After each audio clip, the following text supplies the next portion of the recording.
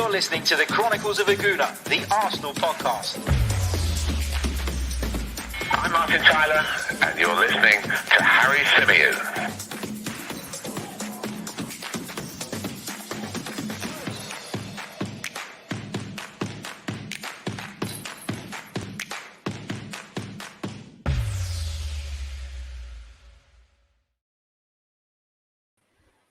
Hello and welcome back to the Chronicles of a Gooner, the Arsenal podcast brought to you by 90 Min. As ever, I'm your host, Harry Symeou, and on this edition, we're going to be discussing the wonder boy, Charlie Patino. We're going to be bringing you an update on Emil Smith Rowe, who had to pull out of the England under-21 squad through illness. We'll be talking about what that might mean for the visit of Norwich City this weekend. We're also going to be talking a little bit about Takehiro Tomiyasu, Arsenal's new defender, who impressed during Japan's 1-0 win over China last night. Lots and lots to get into, as always, and we'll be taking a few of your questions from the live chat. This is the first of two episodes we'll be bringing you today. I'll be joined a little bit later on, 4:30 p.m.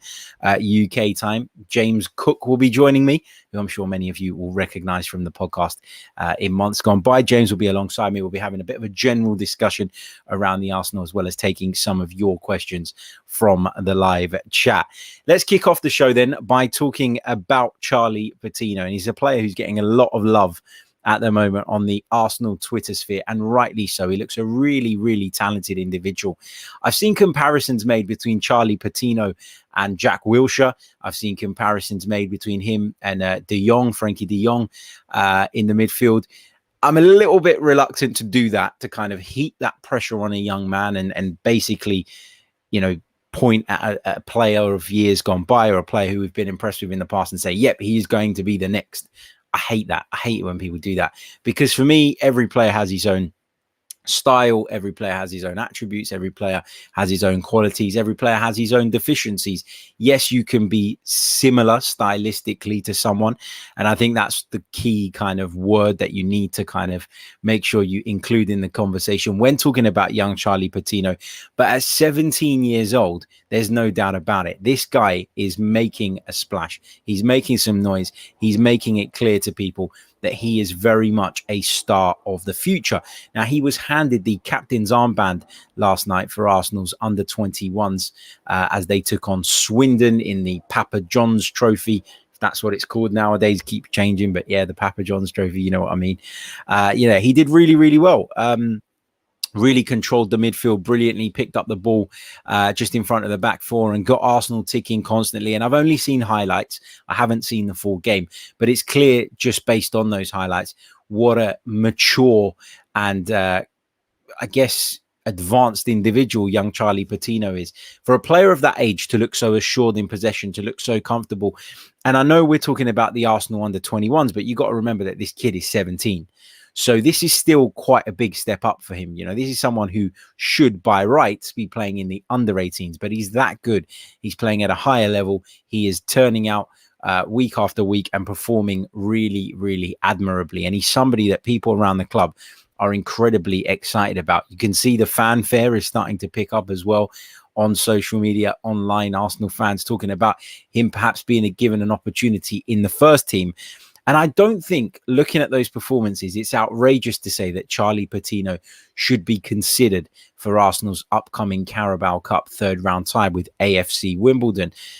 I think it's a game that we all expect Arsenal to win at home against the lower league side. Obviously, not saying it's going to be easy, because for teams like that, it is almost the game of their lives. It is a really special occasion for them. It does give them that extra incentive to push on. And, we're talking about maybe potentially resting some players and bringing in the likes of Patino into the setup, into the squad, and giving him potentially his first team debut. But they're still going up, albeit a lower league. They're still going up against experienced professionals, and that can be difficult and poses challenges. Sometimes physically, a 17, 18-year-old will find it difficult against the likes of, a League One or League Two side. You look at Charlie Patino, and he's not the biggest player. He hasn't got the biggest frame, and I know that doesn't mean everything in football, but you do want to see him kind of given that opportunity to develop, but without putting too much pressure on him. And while allowing him to still find himself, still find his confidence. I would put him in the squad against AFC Wimbledon. Having said all of that, I'm not sure I'd start him. I'd probably bring him on depending on how the game's going and give him that debut because I think he deserves it. I think the quality he has shown so far makes it pretty clear that he's going to go on to become an Arsenal first teamer in the future, assuming we can keep hold of him. And so, you know, make him feel loved, make him feel wanted. And I'm sure a lot of the fans who will be attending that game against AFC Wimbledon will be doing so with a view to seeing some of these types of players, to getting a good close-up look at him. I know for me, you know, going to that game, one of the big appeals is getting to see players like Charlie Patino. So, if indeed he is given his first team debut on the 22nd of September, then great. If he's not, I understand it as well. But I do think that what he's shown so far, despite all the talk about kind of slowing it all down, making sure that we manage him right, making sure that we manage him correctly, I do feel like he's done enough to at least be in the squad. And that's something that I'm sure the fans would be really pleased with and really looking forward to if that news was to emerge in the lead up to that game. Now, a couple of interesting things about Charlie Patino that I didn't know, if I'm honest, and I probably should have known this, so I'm not exactly giving myself a pat on the back here, but he is eligible to play for Spain as well, apparently. Now, Charlie Patino's father grew up in Spain, was a Deportivo La Coruña supporter. Now, if you cast your minds back, we played them, apologies, in European competition many, many years ago. Were a huge club in Spain back in the day, had a really successful team, had some great players. Valeron, if you remember, being one of them. Diego Tristan up front. Roy Mackay had a spell there as well. So they had some really, really good players. And yeah, interesting to know that his father makes him eligible to play for Spain and that his father grew up a Deportivo La Coruña supporter, because Charlie Patino himself has been quoted in interviews as saying that he would one day like to play in La Liga. And when you look at his style, when you look at the way he carries the ball, his awareness on the pitch, you do feel as though he would be perfectly suited to La Liga. It's not to say he can't make it in the Premier League, but I think in La Liga, the technical side of things is a little bit kind of, or there's a little bit more weight on the technical side of things as opposed to the physical, like there is maybe sometimes in the Premier League. So yeah, really looking forward to seeing how this young lad develops. And I think that we've got a real player on our hands. And I understand why people are excited. I would just say that he is 17 years old. And I'm always a little bit cautious with young players because I've seen so many over the years come through and be brilliant. But I've also seen so many almost threaten to hit these incredibly high levels and then not live up to it, because in reality, they were never really at that level. They never really had the ability to get to that level. And then we kind of shoot them down and say, oh, they're a flop, when actually we probably just misjudged them in the first place.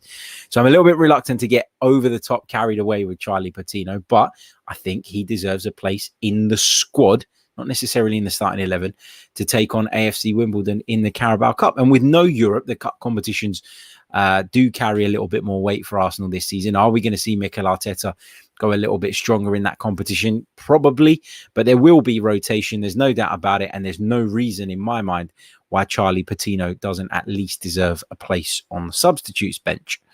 So that's my little bit on the 17-year-old. Let me know your thoughts on him in the live chat box as well, because I can see there's some comments coming through and we'll pick up on those in just a moment. But while I've got your attention, just a quick reminder, if you haven't done so already, please do like the video. There's over 100 of you watching us live right now. It really does help. Make sure you subscribe to the channel if you are new. We're trying to get to 16.5K on YouTube as soon as possible. If you're listening via the audio, please do leave us a review, especially if you're on Apple Podcasts. It really does help. So get involved, show your support. And of course, if you want to go one further by becoming a member of the Chronicles of a Gooner podcast, you can do so by clicking the join button below the video if you're watching us via YouTube, or by clicking the link in the description. Right, let's go over to the live chat box. Let's see what some of you guys are saying with regards to Charlie Patino. Daniel Da Costa makes that comparison with Jack Wilshere. Alfred mentions Hutchinson as well, who he says also looks like a baller. Yeah, I've heard good things about Hutchinson as well. Again, admittedly, I don't watch much of the under-21s. I don't watch much of the under-23s, but obviously I do keep up to date with what's going on. I've seen highlights, and I've been paying particular attention to Charlie Patino, though, in recent weeks because of how highly he is spoken of. We'll talk a little bit about the under-21s in a minute. I know a couple of you, the England under-21s, that is, I know a couple of you have been mentioning that in the chat box. Yonick says, yeah, Patino looks like he still has to fill his frame out. Yeah, and don't underestimate how important that is in men's football. You know, we've seen players come up, and we've seen players that you look at sometimes and go, man, he is not 18. Like, I remember playing football and coming up against some lads on opposing teams and thinking, mate, there's no way that guy's 18 years old. They've definitely fiddled his registration card or whatever. It happens, right? But at this level, it doesn't. So, you know, there are boys that come through and they're at that level physically already, and then it's about refining their game and getting a little bit more polished from a technical aspect. And then there are players who are very polished from a technical aspect, like Charlie Patino, who probably just need to develop that little bit more physically. Lilian, says the boy must have a chance to play. He's better than Xhaka. Matt says a lot of fans will say we should throw Patino into the first team as he has to be better than what we have, but we need to be mindful of his development. Absolutely. There's a balance to be found between giving someone game time at an early stage in their career to develop, to get that experience, to push forward in their kind of upward trajectory, but also not giving them too much too soon is important. Not allowing them to think that they can get it all just like that, and understanding the hard work so that they appreciate it when they do get to that level, but equally managing fans and media expectations of those young lads, because it's a lot of weight to carry on your shoulders. I've talked a lot about how I feel we've put too much weight, too much expectation on a couple of our young first team players, and I genuinely do feel that. So, you know, it's happened now, and it's happened because they've been good, but we've got to kind of make sure that with players like Charlie Patino, who are that bit younger as well, we're not talking about a 19, 20-year-old, we're talking about a 17-year-old. We need to just manage that a little bit better, I think. Derek Syme says, all these young lads are prepped for the big time. Surely I don't get why everyone makes a big deal out of it. I think a lot of it is mental.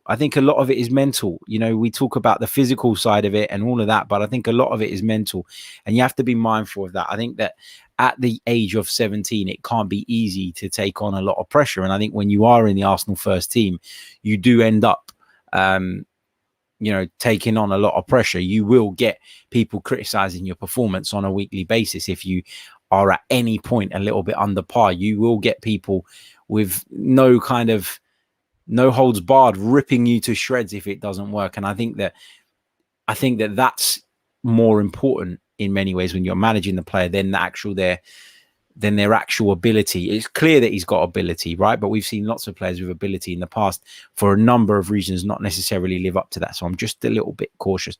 In Jack Wilshere's case, it was injuries. It was the physical side of the game. He couldn't get up to that level, and he couldn't maintain it. He couldn't maintain his body.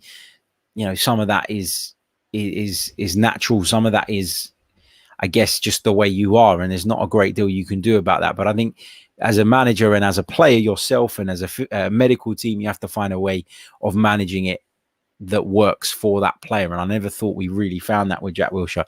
I thought at times we overexerted him, and that was a big issue.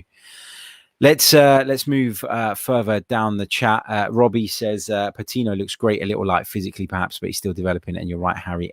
Keep expectations sensible. Gooner Vettel says Patino's a baller, deserves to go out on loan to a championship side. Interesting. Interesting indeed. Big thank you to Said Abdullah for your very, very kind super chat donation, mate. Really appreciate that. Thank you so much. He says, I think we have to be careful with him. I watched him. He's a great talent. I love him, but I think he still needs time.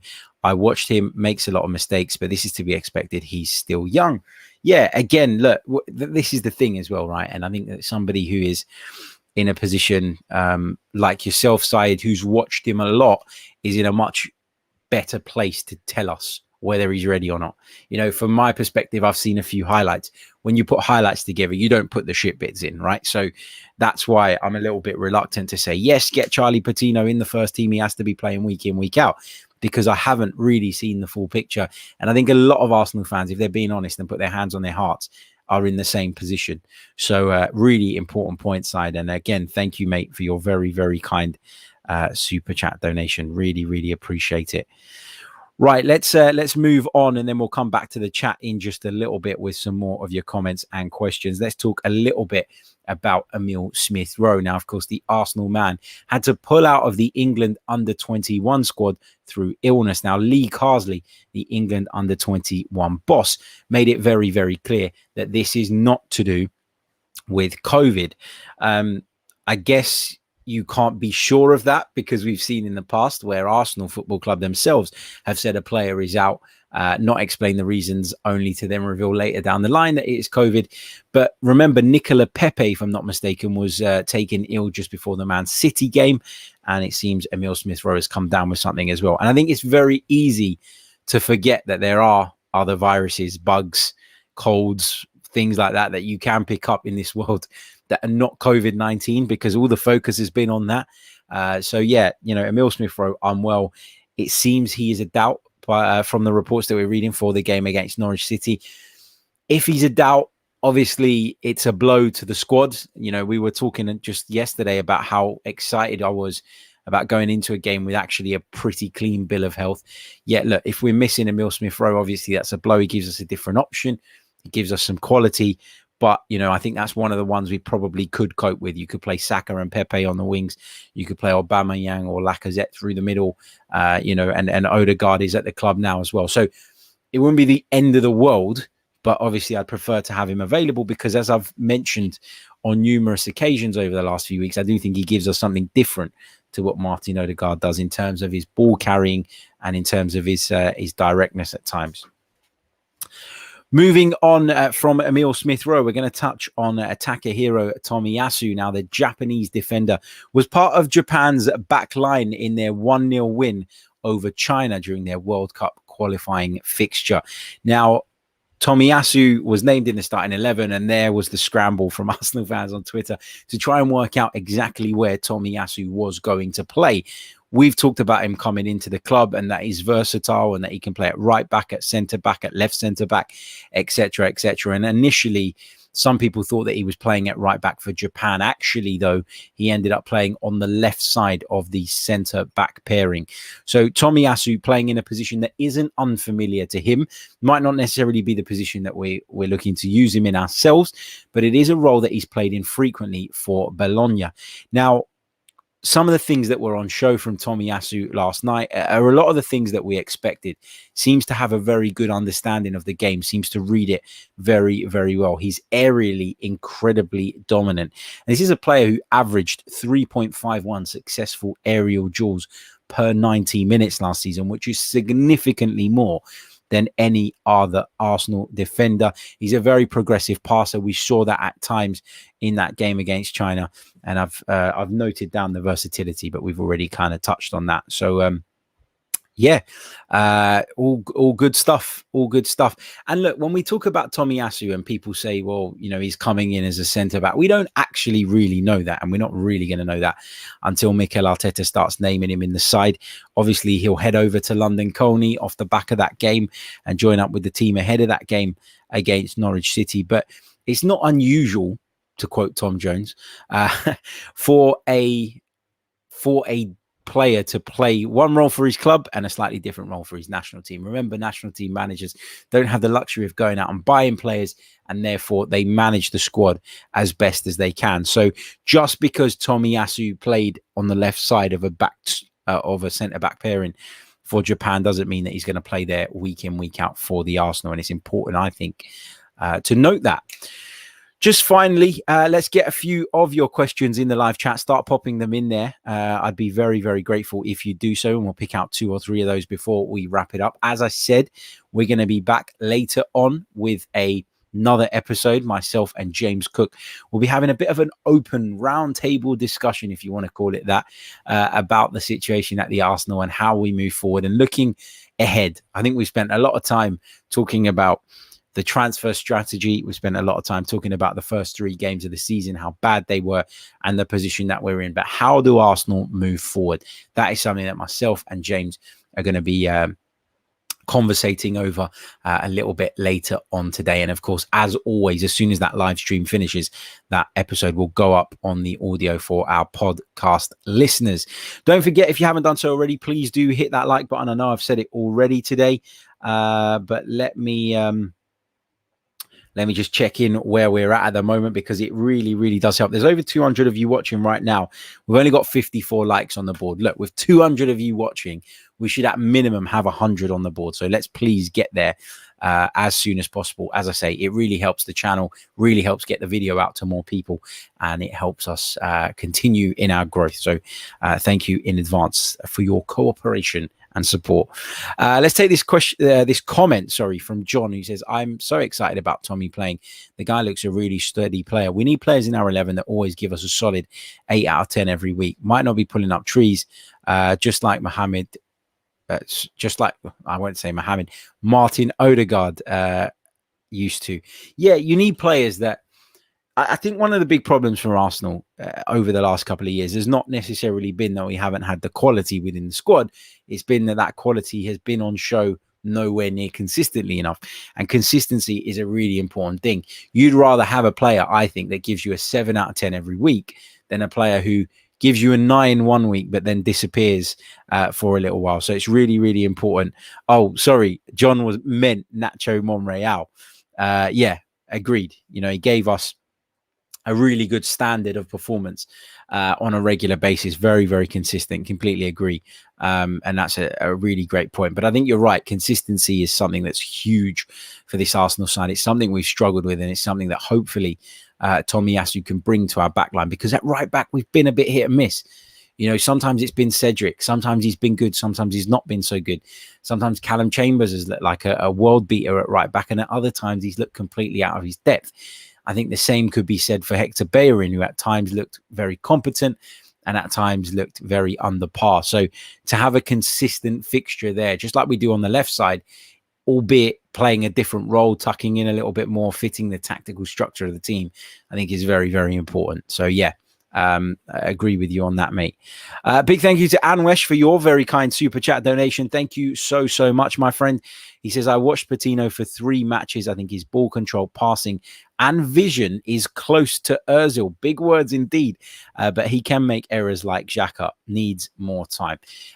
And again, I'm not claiming to be this massive expert on Charlie Patino. I know there are people out there like yourself, Anwesh, who watch the younger players a lot more than I do. But when you say he makes errors like Xhaka, I'm assuming you mean he can give the ball away in dangerous areas, maybe overplays at times.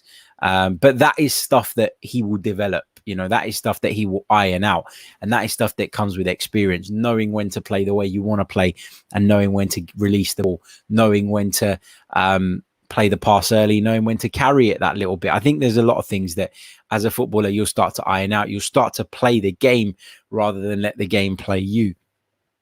I always go back to that quote, great quote from Jens Lehmann a few years back on how professionals need to approach football matches, in particular goalkeepers he was talking about, and the whole idea of playing the ball out from the back, etc. What else have we got?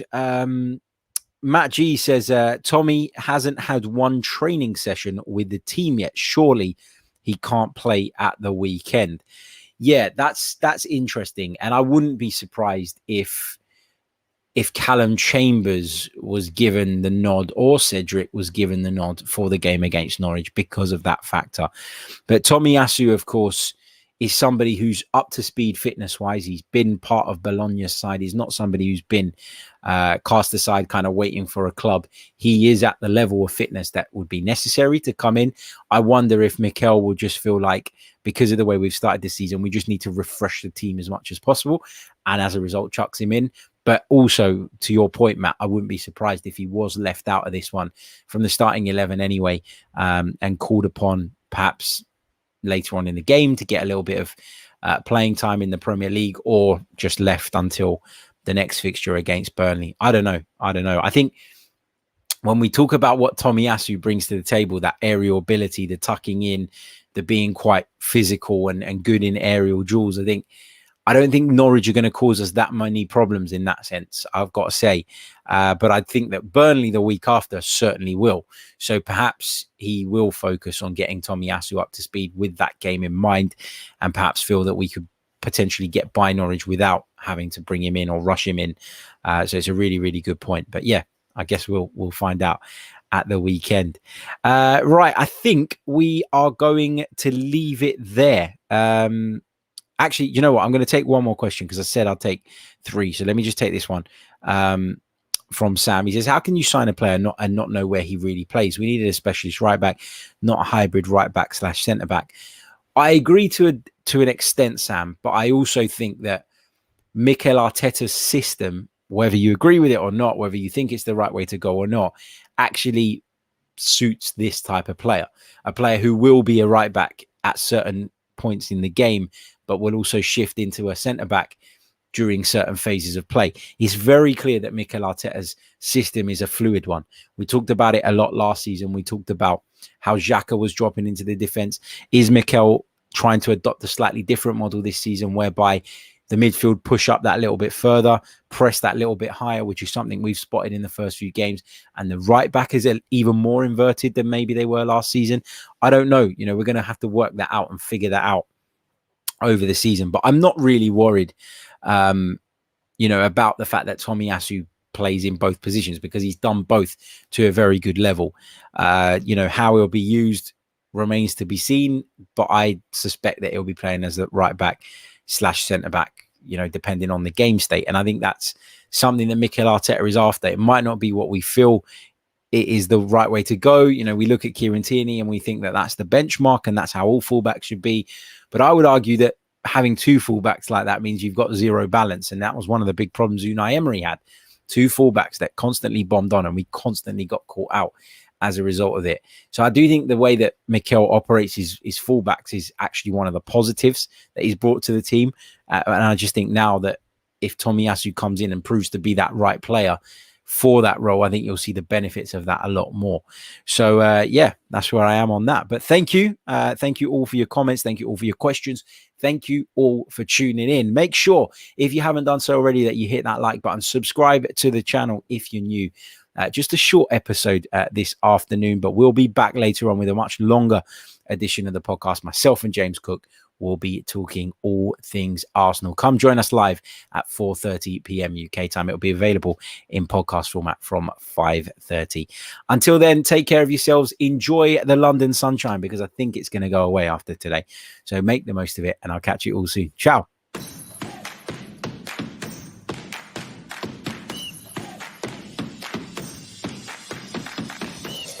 You're listening to the Chronicles of a Gooner, the Arsenal podcast. I'm Martin Tyler, and you're listening to Harry Symeou.